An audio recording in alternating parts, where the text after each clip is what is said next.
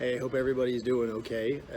This message is more of a practical message about resumes. So lately I've been doing a lot of motivational talking, but recently in the past couple of weeks I've been working on a lot of resumes, and they have a lot of the similar issues, I guess you could say.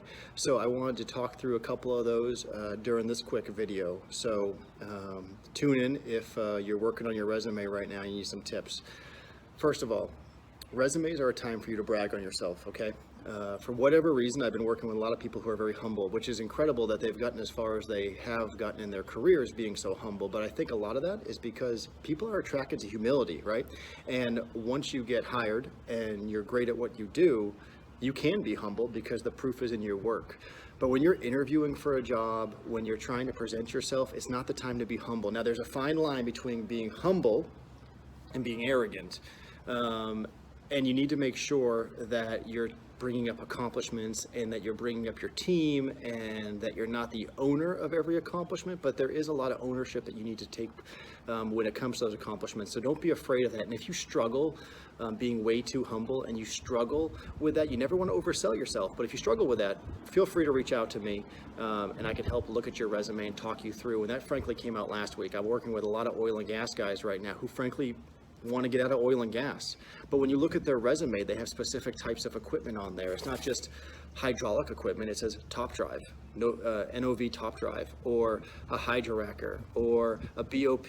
Now, I know what all that stuff is, and a lot of oil and gas guys do. But guess what? If you're trying to leave the oil and gas industry and go into a different industry, you can't write that stuff on there. You have to say, I'm working on a $40 million piece of equipment that's electronic and mechanical as well as hydraulically powered.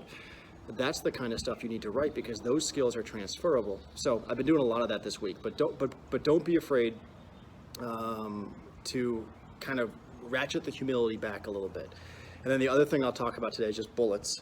When you're writing a bullet, much like a bullet on a resume, it should be an accomplishment. It shouldn't just be a job description, okay? I talked about a lot of this on Instagram and Facebook over the weekend and also during my live Q&A last week on Facebook. Your job description bullets are what you read when you're going for a job.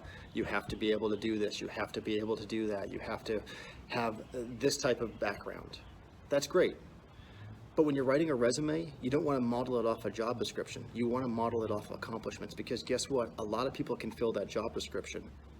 But not everyone or rarely anybody can have the same accomplishments that you had. So if you were able to grow a business from 5 to 50 million in 3 years, if you were able to grow a sales base, if you were able to bring key clients on board that your peers couldn't, if you have a really good, strong foundation of networking and relationship building and you're a relationship salesperson, that's the stuff that you need to be focusing on when you're building out your resume.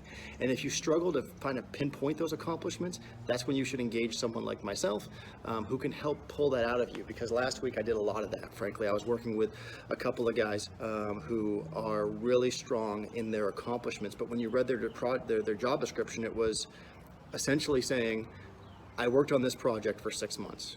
And then the more questions I asked, well, I was actually over 200 people, and the project was actually an $800 million project.